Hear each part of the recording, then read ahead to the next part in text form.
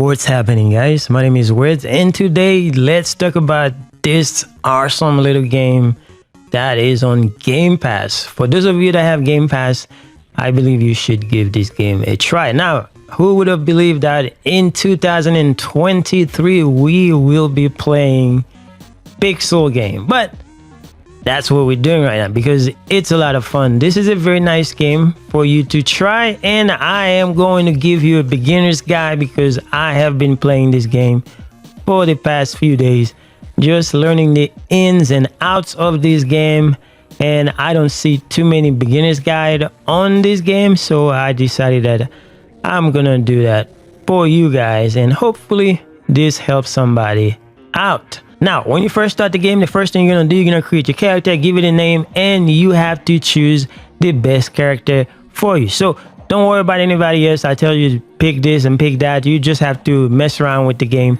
and see which one you like. Like for instance, what I did, I just went ahead and tried 3 different characters, and then I just go with the one that I enjoy the most. Now, the way this game works, you have to pick 3 different characters to make one big character. So you're gonna have a starting character, and then at level 15 you're gonna have another one, and then at level 30 you're gonna have another one. So basically you're just gonna combine their skills and powers just to make one character stronger. It is a lot of fun doing it this way. So let me show you what I'm talking about. So if I go to my character real quick, as you can see, I have the Exorcist, and then I also have the Geomancer, and my third class. When you get to level 30, then I'm gonna pick another one. So right now I don't know which one I'm gonna pick yet, but pretty sure I'm gonna pick this Sentinel, but I don't know yet. Now, as you can see, the Geomancer, all you gotta do, just pick the skills that you want to actually make your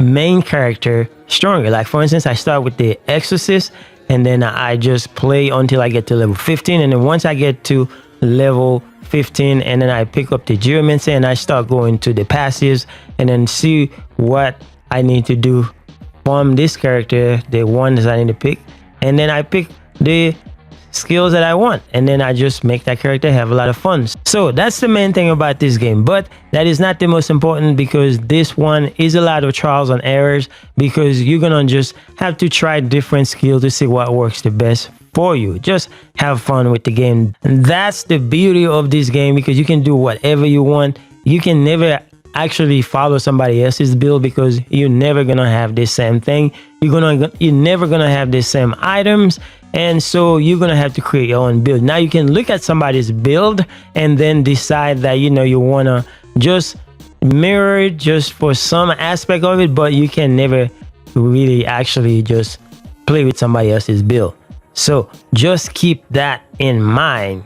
Now, having said all of that, once you start the game, the first few minutes of the game, you're just gonna fight some enemies, and then you're gonna meet the master Ghosthunter. And once you liberate this guy, and then you're gonna come to town. The town is right here. This is where we're at. So some of the things that you need to know about the town, so all the NPC. So this girl right here is the one that's going to give you the story mission. It's going to send you on mission for you to actually go do things and then just level up. And then you're going to have this guy right here. Just go ahead and talk to this guy whenever you want to mess with the Glyph system, which is one of the most important things that we're going to talk about. So basically, just go around, talk to the NPCs. They have the food NPC, you also have the gem NPC, and you have the blacksmith, and you also have the storage guy right here. The storage guy, I spend a lot of time there because your inventory, you have to manage this because the inventory is really small, so you're not gonna be able to keep hoarding a lot of stuff. So you got to keep coming back and forth to town to actually just store some stuff and then go back to the game. So now the good thing about it, once you get the teleporter, which you get from the Ghosthunter, the master, then you can just stop playing and then just teleport here and then just come and sell some stuff. And you can also again store some stuff if you want to, just do whatever you do, and then you can just go back to the fight. So that's the good thing about it, just like Diablo, when you can just teleport to town and then just go back to doing your business. That's basically what you're gonna do. So just remember, always come back here to sell stuff or to store stuff, then that way you can keep the things that you need. Now, let's move on to the most important thing that you need to know as a beginner. So if you see right here, when you press the menu button, your Xbox, or what you're going to see, you're going to see on the left side, you got the glyphs, and then on the right side, you're going to have your inventory. So basically, your inventory is where you're going to have all the glyphs that you're going to pick up while you're playing the game. So the glyph system allow you to actually make your character more powerful. So basically what the glyph system is a system where you pick up those things and then you just put them on the grid, and then you create more power for your character. Now, as you can see right here, you can see that I fill this up. It might look kind of intimidating, but it is not once you start learning it. If you know how to play Tetris, then you'll be able to just finagle with this thing. Just put them on the board, and then once you put a piece on the board, and then you're gonna have to actually add some of the glyphs to it. So there are compound glyph, which you're gonna have right here. Like for instance, this one is a compound, it's called nascent, and then as you can see, it gives you all the buffs. But in order for you to actually activate the buffs, you actually have to place the glyph that you find in the world. So that's basically what you got to do. Now, it doesn't matter how you put them on there, just arrange them the best way that you can. That way you can activate all the buffs that you need for your character, what's gonna make you more powerful. So as you can see, for instance, like I said, the nascent one, you can see it's got Utala, I got Sona. All the ones that are not great at are active. That means all those buffs are gonna be on my character, and I'm gonna play with those and then just go kill enemy with them. So again, the best way to understand this system is just place stuff on the board and then just mess around with them to see which one is gonna fit. Just go back to your inventory to see if you have stuff in your inventory that you can just actually place on there, and you're just gonna have fun with this, like I said. All right, now that I show you the glyph system, that's all I'm gonna say about it. But let's go and show you my character, what I have going on with my character. So on this character right here, as you can see on the left side, we have powers. Powers is all the skills that you have for that said character, and then you just gonna have them on your bar and you can use them. Now, this game has a combo system. Like for instance, if you see right here, as you can see right here, you have a combo system when you can put two skills together to make one, and then it's going to create a great effect and you have a lot of damage and stuff like that. So you're just going to move stuff around. So you're going to move stuff around like on the right side.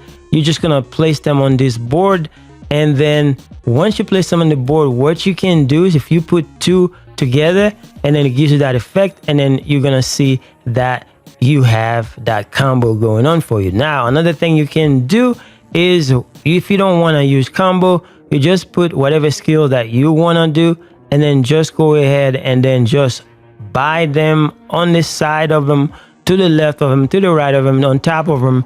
You're just gonna put some buff based on what the buff is giving you for your character. That's all you're going to do with those skills on the right side. Like for instance, let me show you this right here. This one right here is called elemental multiplier. So if I put it there, it applies for this skill right here. You can see right here, it says I have 60% elemental effect strength. So some skills, like for instance, this one, you can see it goes to the right and also goes to the bottom. That means whatever you put down there is gonna apply to it. And then like some other skill, like for instance, this skill right here, as you can see, it only have the buff on the right side. So if I put the buff on the right side, then it's gonna apply to this one. So I'm gonna have, that's why you see some of the buffs are grayed out and some of them are highlighted. So because, you know, this thing is not using that one, but it is using the one on the left. So once you hover over the skill, it'll show you which buff is going to apply to it. So that's the reason why you got to mess around with it. Just place them in a way where they can take advantage of the buffs based on that skill. So, and you also see right here for my lightning skill, I got some stuff on the right of it, and I also got some stuff on the left of it, and some stuff on top, another skill on top of it, and I also have this one right here. So you just got to place them and then to see what works for you, and you go from there. that's basically all you're doing. Now, like I said, you just choose stuff from other character. Like if I go to the Geomancer right here, so the skill right here, the elemental multiplier, I got it from the Geomancer. So I got it from the Geomancer, and then I just put it on there and then apply it to my character. And I also go to the Geomancer and I picked up some of the skills from the Geomancer right here, like the ice one. I just pick that one and then move it to the board. And then once I move it to the board, I put it right here, and then I can do whatever I want with it. And then it's gonna be on my active bar. As you can see right there, the right bumper is going to be my eyes. But because I am using this skill right here, this one right here, this one triggers automatically because I put it there. So whenever I do my basic skills, it actually auto casts that skill for me. So these are the things that you need to mess around with. That's the reason why I said you cannot copy somebody else's build and think that you're going to have fun. You just got to mess around with things and then just do things your own way, and you're going to have fun. There's so many varieties in this game. You're going to have fun. You don't have to worry about somebody else's build, although you can just look at it, but don't worry about it. Just create your own thing. You can do your own creativity, and then you're going to have fun regardless. Now, let's go into some tips that I can give you that can make life a lot easier for you. Now, the first thing I can tell you is inventory management. To manage this inventory, like I was saying earlier, always come back to town, sell things or store things, but you're not going to be able to store everything because things can get very cluttered. Now, at a certain point in the game, you're going to have a quest from that lady in the deer. And then you're going to have this thing called commodity cube. And if I open this cube right here, you can see that I have a lot of stuff in there, like food, etc., etc. Now for the food, it picks it up automatically. Now you're going to have this after you complete that quest, but it's not far into the game. It's just very early on, you're going to have this. And then that way you're not worried about storing food as well as storing gears and stuff like that, because the inventory management can be a pain.